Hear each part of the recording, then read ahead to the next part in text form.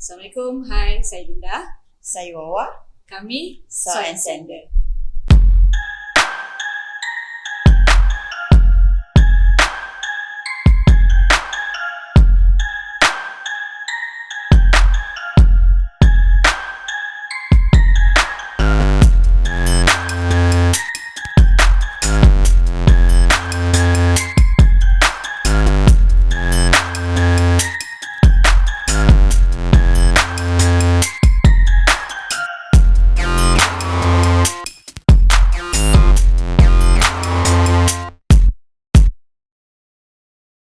Saya admin di salah sebuah syarikat dan masih bekerja sebagai admin bersama Saw and Sender.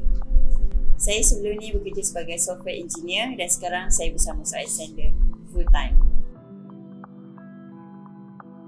Personally, saya sendiri tak ada apa-apa experience pasal working. Ayah adalah seorang tukang buat rumah. So, mengganggu ayah, itu sajalah kerja saya. Dan experience working ni saya semua ada semasa bersekolah. Sebab kita kena buat kerja kemahiran hidup. Saya punya part kena buat music box masa tu. Sikit-sikit lah bertukang masa sekolah. Saya pun tak pernah ada experience working. Kalau macam sebelum ni, setakat dekat sekolah ada kemahiran hidup, tu je. And kalau ikutkan saya mencuba untuk DIY sendiri tu pun pada usia yang agak dewasa dah lah masa tu. So zaman kanak-kanak tu memang tak ada lah sebenarnya. Kami memang banyak belajar sendiri, which kami belajar daripada YouTube, daripada IG, and ada juga tengok kat Facebook. And kebanyakannya video-video berkaitan dengan pertukangan. And kita suka macam share to each other, macam cuba tengok benda ni, macam best kan buat benda ni. So kita pun okay, jom kita try, just like that lah. Lepas tu kita ada juga tanya orang, macam orang-orang yang lebih berpengalaman yang kita jumpa dekat IG. Ada a few people, diorang punya feedback sangat positif dan diorang sangat encourage kita orang untuk go further, and banyak tips-tips yang membantulah dalam kita nak belajar working ni sebenarnya. Actually daripada orang yang berpengalaman tu sangat membantu sebenarnya. Share idea, share apa yang dia buat and tak pernah locate dia punya experience dan skill.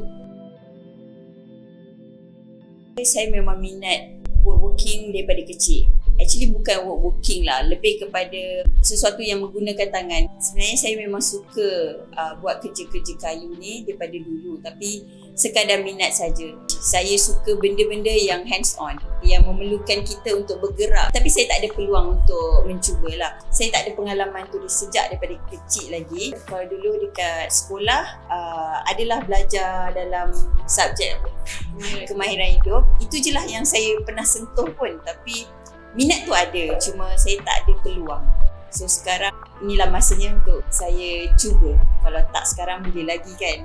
Saya minat woodworking ni mungkin daripada kecil. Mungkin tak tahu itu minat atau apa, tapi sebab saya diketengahkan dengan kerja-kerja pertukangan. Macam ayah ada buat rumah sendiri, so kita akan tolong dia, okay, susun batu. So kita diberi peluang untuk buat walaupun kecil je, dan mungkin saya dikelilingi oleh adik-beradik lelaki yang buat kerja-kerja pertukangan rumah. So mungkin itu salah satu sebab minat tu datang kepada saya.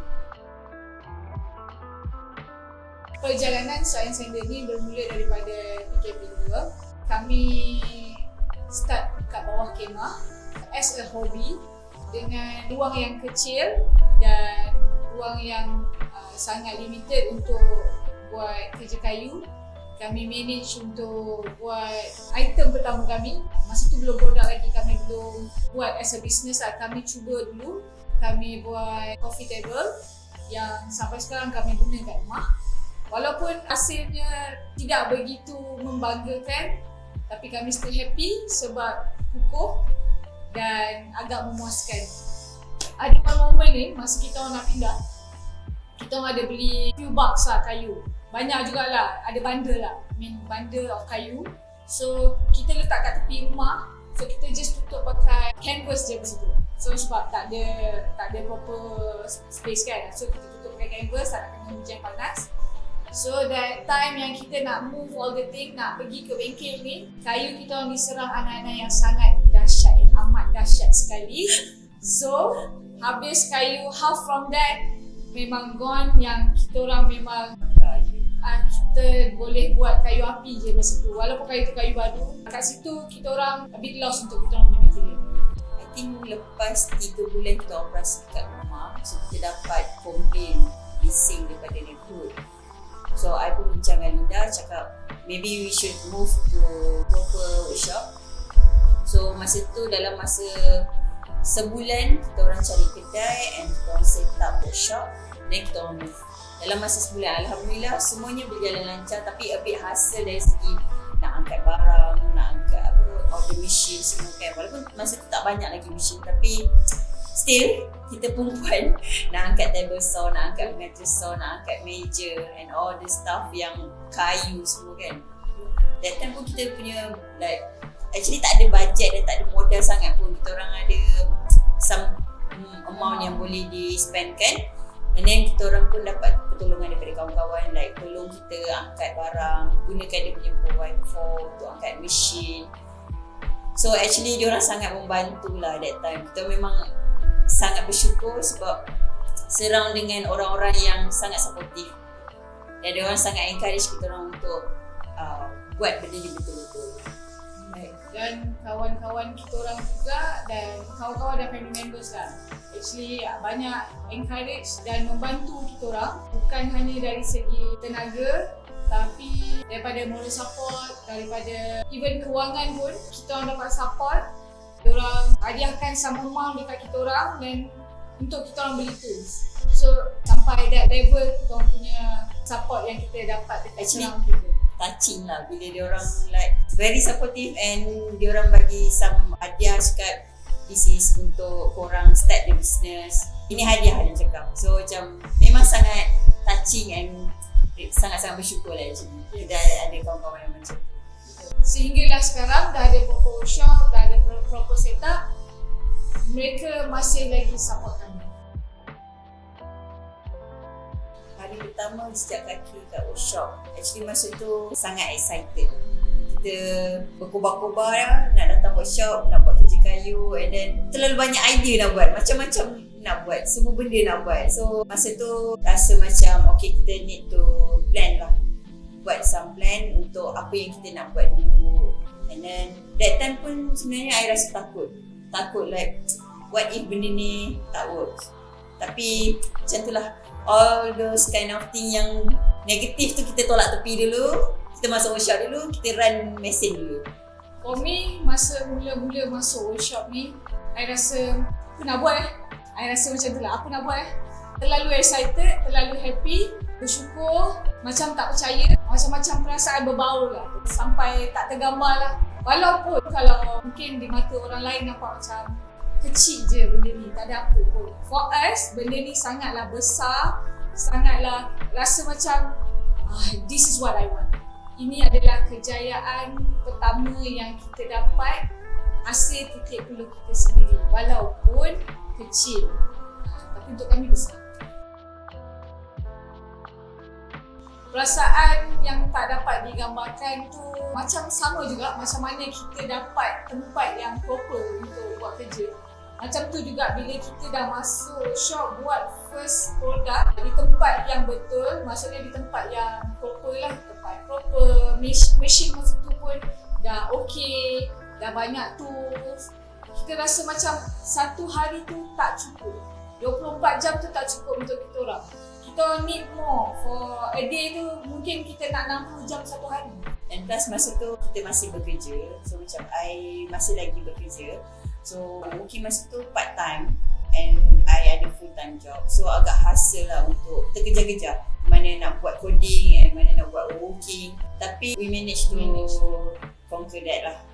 Kita run everything smooth, kita bincang. Tapi every day kita balik like pukul 12, 1, 12, 1 and ada sampai pukul 3 sebab kita excited dengan workshop baru and excited nak buat benda, nak buat produk. Tapi ada one time tu kita dah flat. Kita dah flat, kita ambil cuti satu hari, do nothing, tidur je, rehat one whole day, and kita reset balik. So, The next day kita start balik. Yes.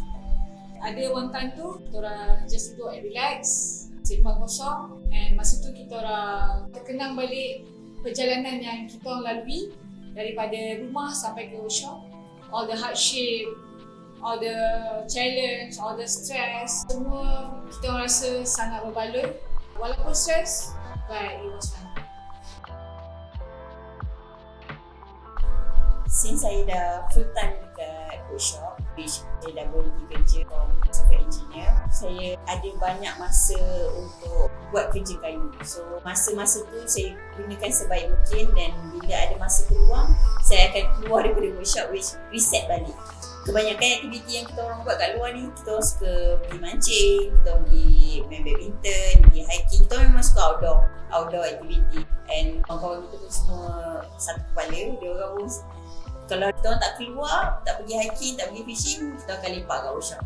Which kalau lepak kat workshop, kita akan sembang pasal bisnes, pasal kerja kayu. Kita orang sukalah tukar-tukar idea. Macam saya cakap, kawan-kawan saya memang sangat supportive. Diorang suka bagi idea, wah boleh buat ni, Linda, you boleh buat ni tak? You boleh buat ni tak? So all these ideas sebenarnya kebanyakannya datang dari diorang juga. Sebab kalau nak harapkan kita orang, dua orang je yang berfikir, brainstorming untuk fikirkan next product apa, actually sangat burden. Dan kita, sebab kita juga yang buat kerja kayu kat dalam, kita juga yang fikirkan design, kita juga yang jaga media sosial. Bila ada waktu-waktu terluang tu, kita ajak kawan-kawan datang makan-makan, masak-masak, and then kita sembang-sembang bisnes. And sebenarnya sangat fun lah. Sangat fun. Less stress. Yes. Really stress. Cukup ada diorang kat sini untuk lepak dan sembang kosong pun tak apa. Itu pun dah cukup lah. Kita orang ada juga manage kita orang punya time untuk adakan sedikit masa terluang macam petang. Pagi awal dalam pukul 8 kita dah ada dekat bengkel, kita kan kerja semua. Sampai dalam pukul 2 macam tu kita akan balik, relax. Petang sikit kita akan buat gardening. Sebab kita orang memang suka gardening, so kita orang gardening tu untuk makan sendiri, untuk just terapi selepas all the stress yang kita orang lalui dekat workshop. Itu adalah terapi waktu petang. Cuma kalau ada kerja yang back to back, itu mungkin masa peluang tu kena manage secara lain pula. Kalau macam Linda, dia balik dia akan pergi kebun dulu. Kebun tu sebelah rumah ya, which kita tanam macam-macam sayur untuk makanan. So kalau macam saya balik tengok anak-anak bulus dulu. Diorang need attention. Kalau tak, ada orang merajuk. So kalau kita orang, kalau sebab ada masa kita balik lambat, so kesian juga dia orang tinggal kat rumah kan. So kita ada masa tu kita akan set time yang balik awal sikit, tinggalkan semua kerja, kita balik rumah and rest kat rumah. So the next day kita akan start bangun lagi. Every day macam tu. And actually nak kata ada off day tu, tak ada specific day yang ada off day tu. Macam kalau ada off day tu maksudnya mesti ada plan something. Selalunya kalau tak ada buat apa tu memang ke workshop lah cerita dia. Memang buat kerja kayu je. Sebab sekarang ni this is my full time job. So kalau benda ni tak works, susah lah sebenarnya. Sebab the income come from here kan. So nak tak nak kena make it work. Kena kerja keras sikit lah. Women in woodworking industry. Okay, kita tengok overseas memang banyak lah kita nampak dia percentage mungkin bukan 50-50, mungkin percentage 30-70. Tapi women in woodworking in Malaysia, saya boleh bagi mungkin 10 to 90. 10% is only women, 90% is lelaki. And then 10% tu adalah sangat kecil. So for us, kita nak encourage more women untuk take part dalam woodworking secara serius, profesional atau secara hobi. So kita encourage untuk buat. Kita nak break the stereotype. Kerja kayu ni sinonim sahaja dengan lelaki. Women boleh buat kerja kayu. Pendapat saya, women in woodworking ni benda yang menarik sebenarnya. Benda ni bagus untuk terapi and also untuk release stress. So for those yang ada hati untuk mencuba, try lah sebab memang fun pun. Selain daripada tu, bagi saya dia women in woodworking ni juga adalah untuk jadikan seseorang tu lebih independent. Dia boleh buat apa saja. Contoh, dia boleh buat meja kopi dia sendiri kat rumah, dia boleh DIY rak dia sendiri, dia boleh simple-simple things lah.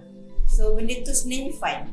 Dia boleh cuba sendiri sebenarnya. So I sangat encourage all women dekat luar sana, try woodworking. Memang fun. Kepuasan membina sesuatu dengan tangan you sendiri memang sangat best. Macam sekarang kita punya produk kebanyakannya kita guna kayu-kayu Malaysia.